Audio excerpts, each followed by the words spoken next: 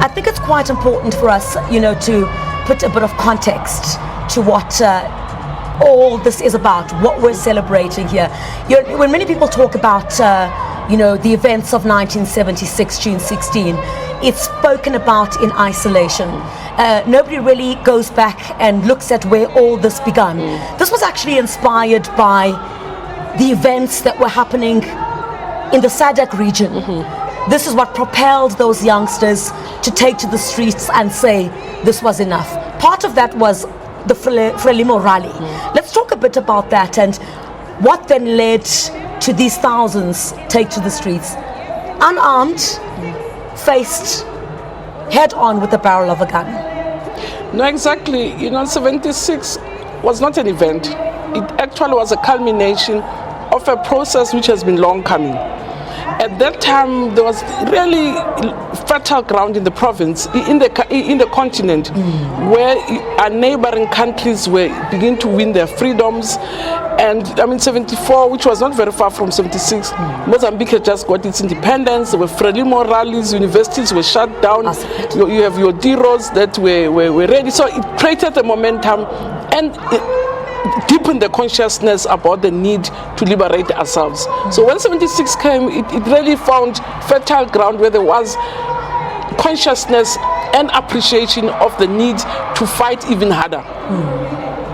That's the context of 76. You had your Namibia getting its independence, we had Angola, you had Zimbabwe, and there was a real momentum in the SADC region which created this necessary momentum that ended up culminated with the June 16. I guess, this again, when we look back, every time we say South Africa cannot owe its democracy or just shy and say it's just us that fought.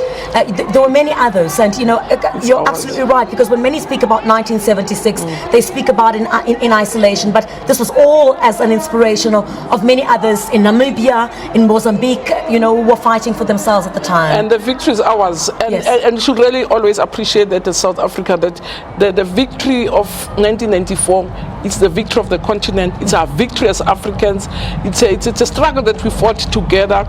Others, Angola had to be mowed down to really, because it was supporting us. The Quito Valley, which was it was the height also of the apartheid regime, begin to feel the punishment of the African continent. It happened in Angola, and it created a certain momentum. The Frelimo rallies created so much excitement in the country. I was in grade 12 at the time in 74. So it created the excitement. We were looking at university or DROs, and then by the time we went to university in 75, because I was first in 75 at TEFLOP, there was an environment because people had come back from 74. When 76 happened, by March already, we knew that things were just not well at home. Let me try and get a story from you, perhaps that has never been told. How old were you then? What grade were you in? And what exactly was it like? No, I was second year at university. I was 20. Right.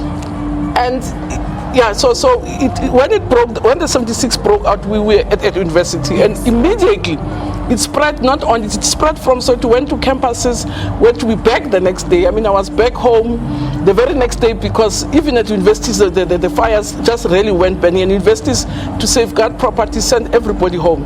When I got home in Pimville the next day, it was dead. You could feel the air of 76, because it went on for days, the looting, the marching and other things. It went on for days. It didn't stop on the 16th. I think, Minister, let's now talk about, the challenges here back home. Some of the major challenges that we're seeing, if we look at the statistics, we're talking about 15% of the population that is on drugs.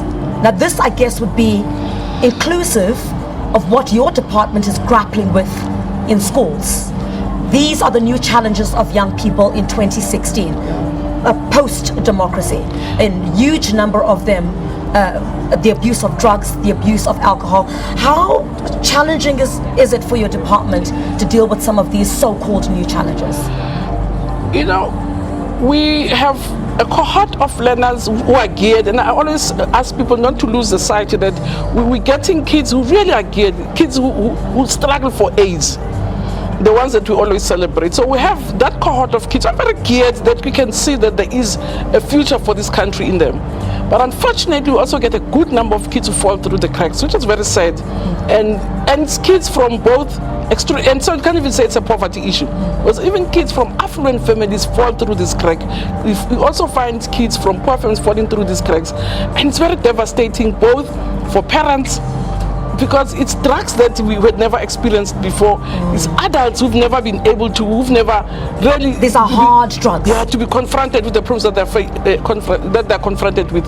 If you interact with parents of kids who are hooked on drugs, you can see it finishes, it destroys their families, it destroys their parents, it just kills everything that is around the child. And it's quite sad, and even find that in our schools, our teachers are not trained to really deal with it. When we grew up, our generation... You almost have to be a social worker and be a teacher. And even understand what the child is going through and understand how to help them out, and also see the signs as they're coming before they're even hooked, and see when kids are vulnerable and which are things that as educators we're not trained for those things. We're trained to teach, not to help kids when they get into difficulties, but we find ourselves having to deal with it, because if it goes further and these kids get trapped into those drugs, sometimes it gets impossible to take them out, because I think for somebody it just becomes a spiraling effect that they can't get out of them easily. Is this perhaps exacerbated by the scourge of HIV and AIDS? Because certainly, the scourge of HIV and AIDS has led to the increase in number of child-headed households. So these child-headed households are the very same children who are within these institutions, these schools, which you head. So I guess, it becomes a problem from one sector, which then culminates or moves into a space perhaps where you say these teachers have to deal with issues such as that as well. That's one of them, and it's one of the major problems that are affecting our societies in terms of the scourge of AIDS and the effects thereof, where you find children how do you have a child-headed family? Children are children. They're supposed to be brought up by adults. So you have a very abnormal situation. But there's also quite a number of things. We're going through some social decadence of some form, where there's just no respect for authority. I think coming from Democrats, there are things that I think we missed off by saying there are bottom lines, yes. There's authority, yes. There's structures, there's systems. So we also have some social decadence, but we also have social challenges that are confronting our people. I mean, we were conversing before we started off, the kinds of poverty. You have really devastating form of poverty. When I grew up, people were poor, we had patches on, but most of us were poor. Yes. So poverty was normal.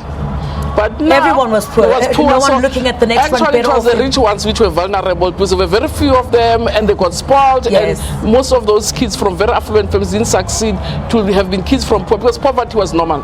But now we have a different environment where I think either because of the social context that our kids find themselves, they aspire for things that they don't feel bad if they can't get other things that they like to see or yes. they see on TV. So it also brings another social context which makes it difficult for our kids to be strong and survive in that environment. So indeed it will be your health problems, the challenges that are brought by HIV and AIDS, poverty levels, and the urban migration. It creates lots of problems. You find kids in some of these informal settlements staying on their own. Yes, but most of these challenges that we see are those who bear the brunt of it all are those that are in the rural environment. Access is still one of the major issues when it comes to access to basic education. How is your department, I guess, dealing with that? Because I think we'd want to see a shift between 1976, a fight that was fought then for access, for equal treatment to your white counterparts, but we still see a great lack of that, primarily in the rural areas where, this high unemployment levels, compounded again by a lack of access to almost everything. I really don't want to be defensive about urban and rural divide. But urban poverty can also be very devastating. Because if you look at people in informal settlements, look at the conditions under which they live. You look at those informal settlements in the Eastern Cape, even here, highly dehumanizing people who live there. And even the self-esteem of those kids, their performance in school. So urban poverty can also be very devastating. And then again, and as I said, it has health problems, there's social problems. In the morning, there's noise around you, there's just no space, there's no decent role models around you. Whereas in rural areas, indeed, there's lots of poverty in terms of distances, but it's clean. I mean, you go to these rural areas, go to rural areas in the Eastern Cape, it's pink buildings, so you can see that in terms of the quality of life, there is also quality of life. But where you are correct is, in terms of accessing facilities, I mean, look at the Eastern Cape. We still are far behind with infrastructure, simply because the apartheid regime never built schools at all in the rural areas. So it's starting from scratch.